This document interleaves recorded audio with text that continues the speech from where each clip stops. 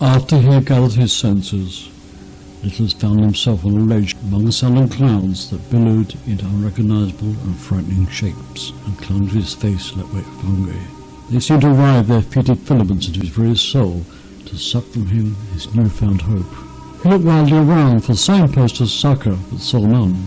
It was cold, and the damp air whined like a lost soul. In the shifting gloom, he could see no sign of the path. Although there were clouds, there was no sky beyond them, nor moon, nor stars, nor friendly sun. It was a chasm of eternity of blackest black. There was no sense of up, or down, or along. Just nothingness in which this world seemed to float like a saucer. If this was limbo, it was a more terrible place than hell, for hell at least had heat and volcanic colours, but here was nothing but a cold, desolate, amorphous greyness. Here was a tomb capable of holding corpses. Was this the way to the great fall? Littlest picked himself up and climbed painfully back to the walled world, but at the gate there was no sign. The only way now appeared to be along the outside of this grey, featureless fortress, which seemed to wind away forever into the monstrous shifting cloud. He felt cold, numb, and desperately alone. He felt sick with vertigo, and closing his eyes, felt along it blindly. Suddenly his hand felt a change in the wall's profile. Opening his eyes, he saw a door not much higher than himself, set deep in it. Over the door was the inscription, "Small persons only." His heart leapt with hope. He tried to open the door, but it was securely locked. He beat frantically against it until his hands bled, but it remained shut fast. He felt he was lost forever in his abandoned Gethsemane. He sank on his threshold, exhausted and full of despair. For the first time forever, the littlest devil wept.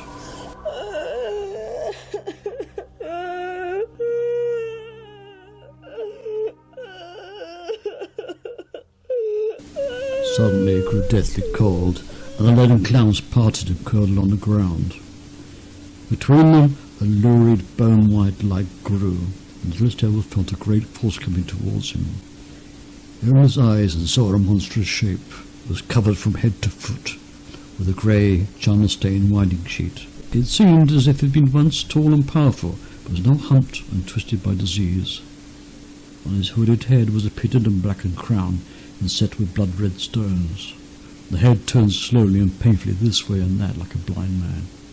The little devil knew it was smelling out his very soul. Then the leprous apparition stilled and seemed to look straight at him.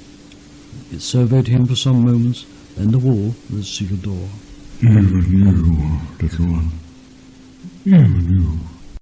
Satan groped forward, ran his hand over the littlest devil, then the door, and finally his description. So, it has come to this. It is you and I alone. I did not choose his burden to find justice. Yet he, in there, doesn't realize what he has done.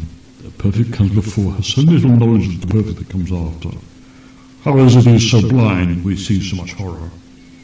So much power, and so little knowledge of the consequences. Yet I am the one who is cursed with the evil of this world. Is that justice? Is it? Is it? Almighty! Hear me! You have not heard my voice since the fall. You are strangled with ice. But I'll speak again. Hear me! My heart has been so scarred, it scarcely beats. Yet even I have pity on this little one. Yes, even I. Yet you, whom they call the Great Father, are not moved. Why? Why are there so many orphans? Why, when you heard the screams of the mothers of the firstborn, you did nothing? Why?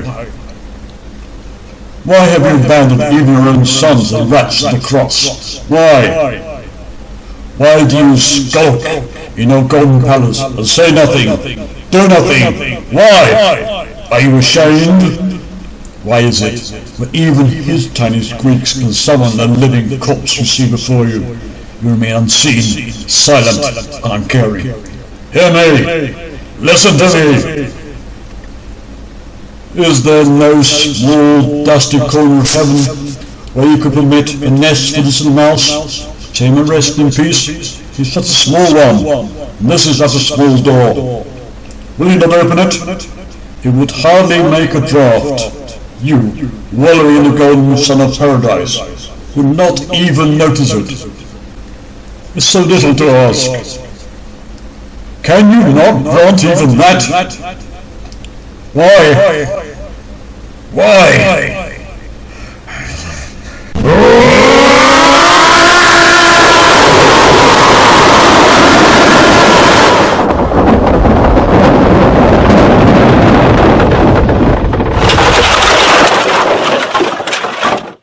Salem bent down and picked up the sobbing imp. There, my limp. It is open. For a moment he held Littlest and kissed him tenderly on the head.